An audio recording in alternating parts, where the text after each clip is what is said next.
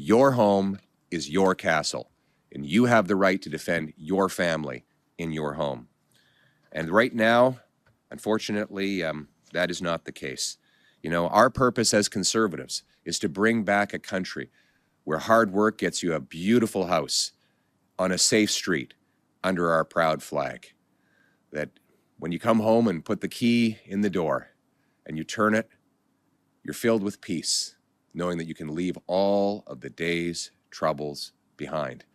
That your biggest problem will be how you get the kids to eat all of their dinner, finish their homework, and get to bed on time. I confess that we fail on the last one regularly in the Poilievre household, but these are the kinds of problems that we all want to have. Unfortunately, there are bigger problems that people face after 10 years of disastrous Liberal government that has driven costs, crime, immigration, and employment through the roof. People worry. They worry that they can't afford a home in the first place, that if they do have a home, they can't afford to put food on the table because of high Liberal taxes and inflation. They worry about losing their jobs because of Liberal taxes and temporary foreign worker programs that take jobs away from Canadians. They worry that even if they have a job, a home, and food on the table, that they're not safe in their homes. They worry that their car might be gone from the driveway when they wake up in the morning. Or worse, they worry that they might be awoken at 2 a.m. to the sound of breaking glass and feet pounding on their living room floor as an invader storms in to steal the family's goods or worse, harm the family itself. They worry when they've seen the Toronto police say that it is necessary to leave your keys at the front door to make it easier for criminals to safely steal your car. And they worry when they think about what they might do to protect their family if an intruder ever entered. What do you do if you've got a small child down the hallway and you hear that ominous sound of a home invasion? The answer for any parent is we would do anything necessary to protect our children. But unfortunately, people who've done that have faced the brunt of the law. The system treats, after 10 years of Liberals, the system treats victims like criminals and criminals like victims.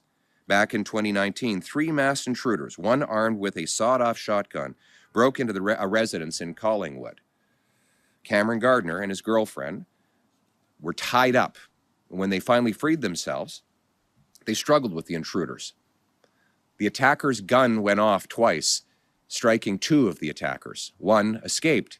Now, when Cameron saw the police arrive, he was relieved until he found out that they were going to put him in handcuffs. He'd fought for his life. He was courageous. And this is the price he paid. He was in jail for 6 months. He was in a legal process for over 2 years, spending an ungodly fortune on lawyers. And then there's Ali Mian. In February of 2023, the Milton residents and licensed firearms owner awoke to find five intruders who were masked and armed. They came in, broke into his house, carrying weapons, zip ties, and harmed his mother. After using his legal firearm to shoot one of the intruders, he was able to fight them off. But he was arrested. By the way, one of the intruders had a 9mm handgun. And yet, the law went after this innocent man trying to defend his home.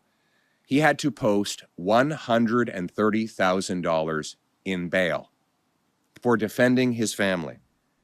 After 5 months of hell, the second-degree murder charge was finally dropped by the Crown because they realized there was no reasonable chance of conviction. But it is outrageous that this man had to live through that hell when he should have been focused on recovering from the trauma of fighting off a dangerous criminal. And that is why conservatives are standing here today, based on the principle that your home is your castle. We're calling on the government to introduce and immediately pass the Stand on Guard law. failing which one of our party's MPs will put forward such a bill. It will amend Section 34.2 of the Criminal Code, which right now says that you can defend yourself based on 9 very complicated and vague conditions. Now look, if you're defending your house, you don't have time to think through 9 different conditions. You have one condition: to protect yourself and your kids. And it is wrong for the law, for the police, and for judges to apply a complicated, indecipherable legal doctrine against you when you were only doing what is right.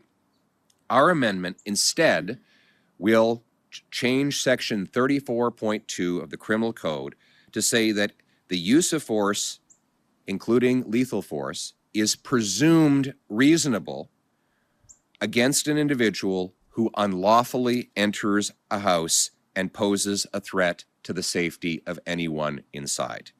The proposed amendment is reasonable and prudent. It applies only to the unlawful entry of a home and preserves proportionality. Simply put, it means you have the right to use force to defend your home and your family against someone who threatens you and who has entered illegally.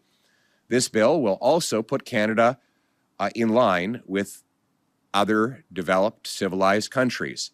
Ireland, several Australian states, Spain, the United Kingdom, and some American states already have this principle embedded.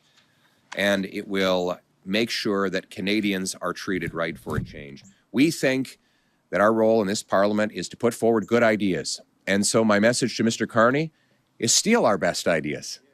Work with us. Let's get it done. Let's put our country first. Who cares who gets the credit? Take our ideas so that we can reverse not only the crime and chaos Liberals have caused, but let's also take these ideas to bring the cost of living, immigration, and unemployment down. Keep our people safe. Let's put our country first. Let's once again work together, all of us from all parties, to make this a country where everyone who works hard gets a beautiful house in a safe street with good food on the table, united under our proud Canadian flag. Thank you very much. Oh, thank you.